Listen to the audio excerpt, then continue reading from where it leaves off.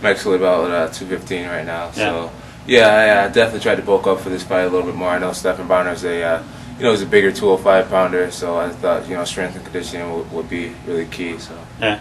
Well, the crazy thing is, I was looking up some of your background, and you come from an athletic family. I'm guessing at some point, when you're 25 years old, that you're probably walking around at 240, 250. Maybe you're not done growing because you have brothers younger and older at Syracuse who are both on the football team, and they're monsters. Yeah. I have a younger brother, Chandler Jones, who's he's actually 6'6" and 250. He plays defensive end for Syracuse University. And my older brother, Arthur Jones, who's first team Big East, All-American defensive tackle for Syracuse. He's 6'4", 290. So I'm kind of the run of the family. Yeah, the run. So what's going on with your brother in terms of going to the NFL? He kind of passed on it for now? Yeah, I know Arthur right now. He has a degree in sports management, and he was pursuing a second degree. I'm not sure what it was in. And basically he just wanted to go back and give it another shot. I know Syracuse just hired a new coach. I'm not sure what his name is off the top. Doug Marrone. Yeah. So they had a great game. So we're striving for first round draft pick for Arthur, and why not go back again? That'd be pretty cool. Yeah, put education first. Now, how come if those guys are putting education first?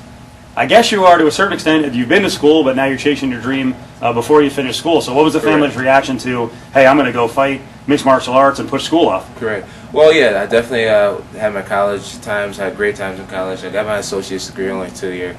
And I had a full ride to wrestle for Cale Sanderson at Iowa State. But my fiance got pregnant, and I thought that I had to put school on the back burner for a little bit, and take care of what was now. And MMA was right down the road for me. It was a great transition for me, and I picked up the jiu-jitsu, and my striking game's actually coming along great. Yeah. And so I had to make a choice, and a year later, I guess it's paying off. Yeah, I mean, you're definitely in a big spot here, and obviously UFC's interested. They've got you on a 4-fight deal, and you won your first UFC fight. So the wrestling background, you mentioned you had a full ride ready to go to the next level. You're a pretty accomplished guy in the JUCO level, right? Yeah. I was a junior college national champ my freshman year. I think I pinned everyone in the tournament except for my finals match. All right. New York State champ, Greco-Roman All-American a couple of years, several times Greco-Roman New York State champ. So yeah, wrestling is definitely my passion. I used to breathe, eat, sleep it. Yeah. And now it's MMA, and that's what I eat, sleep. There you go. What makes that wrestling background such a good match? Where maybe you don't have the striking, it's not up to level. Maybe you don't have the jiu-jitsu. Because I think in the other areas, if you're a jiu-jitsu guy and you don't have striking, you may be in big trouble. And I know if you're a striker and you don't have ground defense and submission defense, you're dead. Right. Like there's been several champs, guys like Chuck Liddell, Tito Ortiz, guys with great wrestling, and Matt Hughes. And a lot of times when you're a wrestler, you can really control what type of fight you want to have. If I'm preparing for a guy who's a black belt in jiu-jitsu, which I fought several, you just don't take it to the ground, or you just use your wrestling to stay on the feet, or you take it to the ground to maintain great positioning. Or you're fighting a striker who's a better striker than you. You take it to the ground. So the biggest advantage of being a wrestler, I guess, is just being able to have the fight you want to have at all times. Being able to take someone down at will. It's not something you can just go to a gym and pick up. It takes years. A lot of these guys who are in the UFC, they're very accomplished wrestlers, and they've put their time in for years, Pee-wees and modified, and on all these tournaments for years, and you just can't. You're going to fight a wrestler. You can't just work on your takedown defense and plan on stuffing all the takedowns. It's just not going to happen. Unless you're one of the elites, maybe you can pick up. In a year, I'll give you a great example. I think George St. Pierre is amazing. I was just going to say that. No background, and all of a sudden he's ready to try out for the Canadian Olympic team. That guy's just a freak. So I mean, yeah. And to out wrestle, Division I champions, who were, within 5-6 years of their wrestling career, and he picks it up in a year. Yeah, he's a tough guy. Now, you're a little freakish with the striking. I haven't seen enough to go, hey, he's great at it. But I know this. I'm watching spinning back fist, and it looked pretty good. How'd you pick it up that quickly? Because you only started fighting professionally last April. Right, yeah. Team Bomb Squad, the gym I'm at, we're definitely a wrestlers-based gym. And we really didn't have a striking coach at all, believe it or not. And a lot of the techniques that I was using to win my fights were moves that I had taught myself off of, watching YouTube videos and a lot of Boss Root on YouTube. The Boss Root one in the bar? Yeah, the bar techniques? Yeah, a bang. I did check that out. Yeah, that's a good one. You get some good tips on that one too. Yeah, but just watching a lot of Shoney Carter, Anderson Silva, guys with my body type, and I taught myself a lot of the stand-up that I was using. Now that I'm in the UFC, I understand that you gotta always be improving to stay in. You gotta win to stay in the UFC, and so I actually have a striking coach now, and so I still have my spinning back elbows and I've been practicing a lot of funky things, unorthodox things you won't see on the feet. But now I'm a little more technically sound, and I have a really legit Muay Thai coach, and I'm doing different types like Kyokushin karate and things like that. So my striking is going to be a lot more. I'm not sure what word for it. A lot more technically sound, I guess. It won't be so unorthodox and so silly looking. All right, so they come to you after one fight in the UFC. 21 years old, right? Correct. Started pro April of 2008. You sign a deal, you win your first fight. Right. Now it's Stephan Bonnar. Right.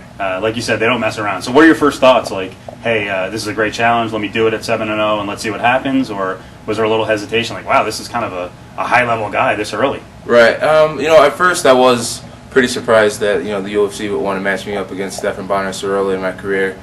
I really don't have the experience that he has. But at the same time, I work really hard, and I honestly believe if I was some guy sitting at home on the couch, just watching or not training hard every day since I've started, I wouldn't be in the position.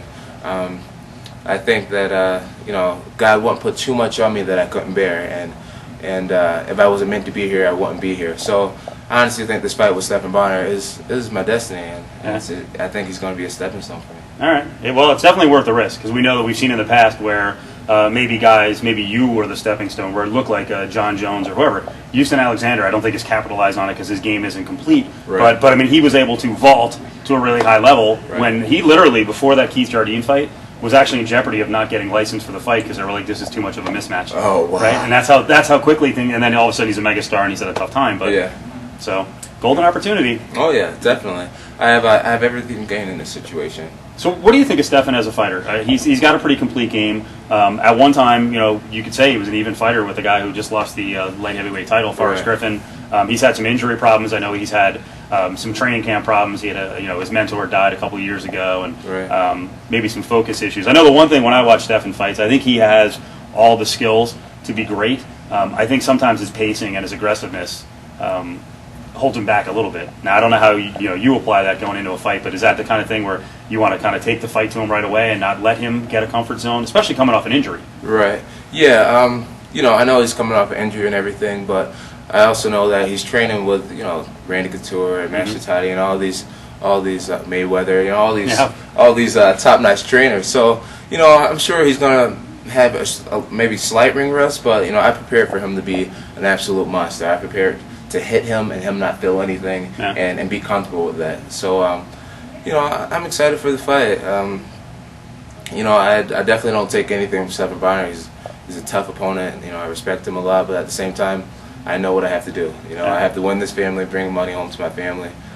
Win this fight, bring money home to my family, and I'm excited for the fight. All right. You talk about his fight with Forrest Griffin, and no disrespect to Stephan Bonnar, but there's differences. You can get a year older, or you can get a year better. And Forrest has taken his career and absolutely launched it. And Stephan's had lots of big opportunities to be the top-notch guy, and he's never really come through. So I'm thinking this is a time for an underdog to come out and use him as a stepping stone. All right. So you're on a major card here. Let's get a pick from you on GSP and BJ Penn. I'm sure you're a big fan of the sport. We just talked about GSP being amazing. I think BJ Penn is just on that same level where he's just kind of freakish. It almost comes easy to him, and he's just so good at everything. So what do you think will happen? I'm going to have to give the fight to Georges St. Pierre. He has that wrestling ability. He can take the fight to the ground. He can keep it standing. His striking on his feet is ever improving, and he's also no slouch on the ground. So I think I'm going to have to go with Georges St. Pierre.